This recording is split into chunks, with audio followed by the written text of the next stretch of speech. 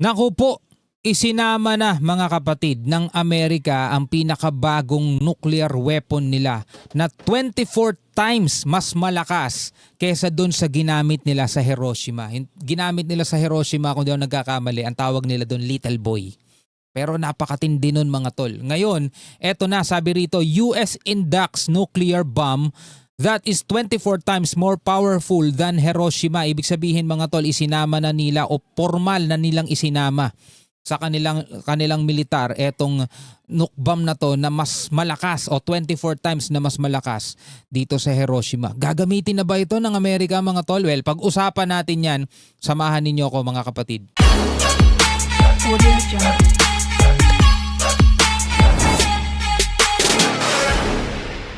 Welcome ulit sa ating bagong video, reaction, review, commentary, opinion, criticism at kung ano-ano pa. Well, magbibigay lang ulit tayo ng opinion, reaction at commentary dito sa balitang to mula sa first post. Bago natin to simulan, huwag niyong kalimutan mag-subscribe. Click niyo na rin ang notification bell para ma-notify kayo whenever na may mga bago tayong reaction video tulad nito. Ang sabi rito mga kapatid, US inducts nuclear bomb that is 24 times more powerful than Hiroshima. Tatandaan natin mga kapatid sa kasaysayan, ito yung una at huling beses na may gumamit ng nuclear bomb sa isang aktwal na labanan, which is ang Amerika. Sila mga kapatid.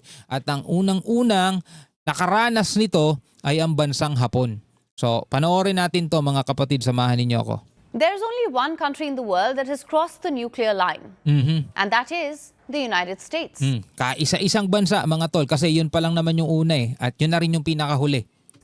The US dropped 2 nuclear bombs on Japan during World War II. The first was on Hiroshima and the second on Nagasaki. The bomb that was dropped on Hiroshima was called the Little Boy. Yun, tama ako. The Little Boy. The Little Boy. So ano yun mga kapatid?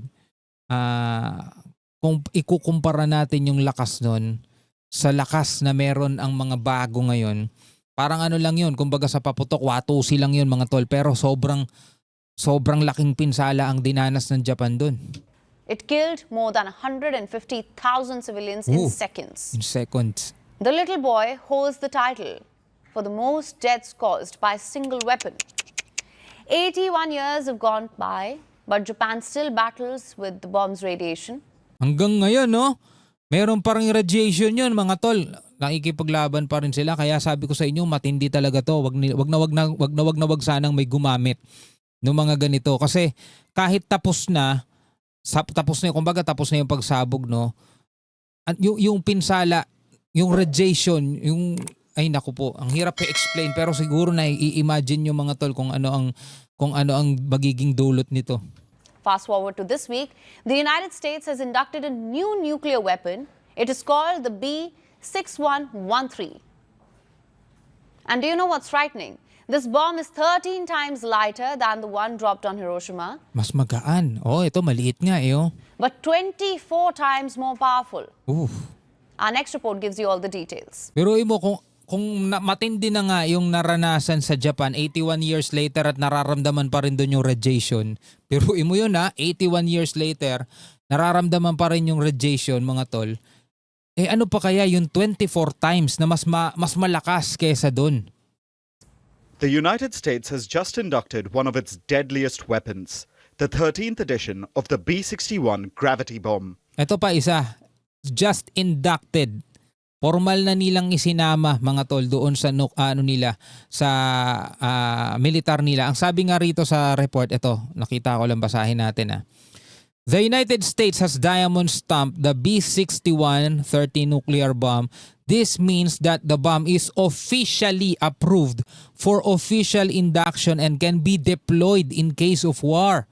Pwede nang gamitin mga kapatid in case of war, sabing ganun. The B6113 is a gravity bomb that can deliver a payload of 360 kilotons, making it 24 times more powerful than the Little Boy, the nuke bomb that was dropped by the US on the Japanese city of Hiroshima. Ganong katindi mga kapatid. Well, ito ay for educational purposes only Also known as the B6113. And Washington calls the induction diamond stamping. Sounds glamorous, right? But in the world of weapons, a diamond doesn't symbolize love. It symbolizes readiness. So when the US says it has diamond stamped the B-6113, what it really means is that the bomb is officially part of the nuclear arsenal. So what exactly is the B-6113? This is the 13th edition in the B-61 nuclear bomb series. This is a gravity bomb, also known as a freefall bomb. It doesn't have a motor or engine to power it. It relies solely on gravity when dropped from an aircraft. Ibig sabihin, hindi siya kinokontrol kung saan siya tatama. Hindi siya palili pa rin, ilo-launch, hindi siya ganun. Kasi gravity nga siya. Dala-dala siya ng eroplano. Pwedeng yung B-2 bomber nila o yung B-12 nila, B-52, mga ganun. Dala-dala siya. Tapos iuhulog lang. Nakasalalay lang to sa bigat mismo nito, no? Hayaan lang bumagsak, ganun. Siguro, alam nyo naman siguro yun, mga tol. Or engine to power it. It relies solely on gravity when dropped from an aircraft. Now let's look at the firepower inside it. The bomb is small in size. It is 12 feet long and only 13 inches wide. But it has a hardened nose cone, which means it can penetrate bunkers and carry out the nuclear explosion even underground. Oh, so pwede itong pumasok sa mga underground bunker. Walang ligtas, mga tol, yung mga nagtatago sa ilalim ng lupa. Basically, it can wipe out cities, but also mountain ranges. Grabe. And it weighs just 320 kilograms. That's 13 times lighter than Little Boy, the nuclear bomb dropped on Hiroshima. But despite its small size and weight, the B-6113 packs a 360 kiloton yield, which makes it 24 times more powerful than Little Boy that was dropped on Hiroshima. Biruin mo naman, mga tol. Mapapanood nyo pa rin kahit dito sa YT, sa YouTube, mga tol, yung kung anong ginawa nung Little Boy na yun sa Hiroshima, no? Pwede nyo panoorin, pwede nyo i-search sa sa YouTube yung about dun sa Little Boy na yun. Pero kung ano yung ginawa nun sa Hiroshima, ano kaya pwedeng gawin nito? 24 times na mas malakas. And there is only one way to deploy the B-6113, and that is using strategic bombers. Only the B-2 and the B-21 stealth bombers are equipped to drop this bomb. Ayun, yung B-2 pala, and B-21 lang. So hindi kasama yung B-12, B-2 or B-21. However, they can carry multiple munitions of the B-6113 in one mission. Why is the US inducting another nuclear bomb? Washington says the security environment has changed. Russia is modernizing its nuclear arsenal. China is rapidly increasing its stockpile. North Korea continues with its missile tests. Kaya pala eh. And global competition is increasing. The White House says the US is just keeping pace. Imagine mo, mga tol, kung etong mga bansang tong nabanggit, North Korea, Russia, China, US, is maglaban-laban at gamitin itong mga ganitong klaseng sandata. Hindi ito katulad ng mga ordinaryong ballistic missile na kapag tumama sa building, sabog yung building, tas kinabukasan pwede na siyang puntahan ng mga rescuer para linisin, alisin kung mayroon mang mga natrap doon, iligtas, di ba? Eto, mga tol, once yan ay hindi naman kasi as in ang nuke bomb kasi hindi naman talaga as in pinatatama yan eh. Mid-air, doon nila de-detonate yan kasi mas malakas ang pagsabog nun. Hindi kailangan tumama. Mid-air pwede na nilang i-detonate yun. Pero, ang kinaibahan yan sa ballistic missile, kahit na sobrang tagal na nung mga panahon na sumabog yan, hindi mo pa rin pwede basta-basta puntahan yan.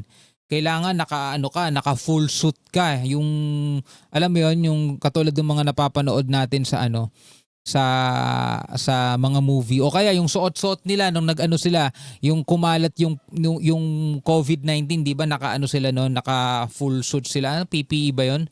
Basta gano'n, yung may maskara, kailangan pumunta ng mga gano'n yung mga pupunta diyan kasi matindi yung radiation nun, lalo na kung bagong-bago pa lang yung bagong-bago pa lang yung pagsabog. At saka sa mga ordinary ballistic missile, pag tumama, isang area lang. Sabog yung building, sabog yung... Pero dito pag nuclear bomb na to, buong syudad. Diba? Buong syudad talaga.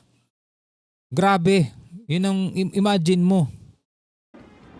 The US claims that the B-6113 is about deterrence, not war.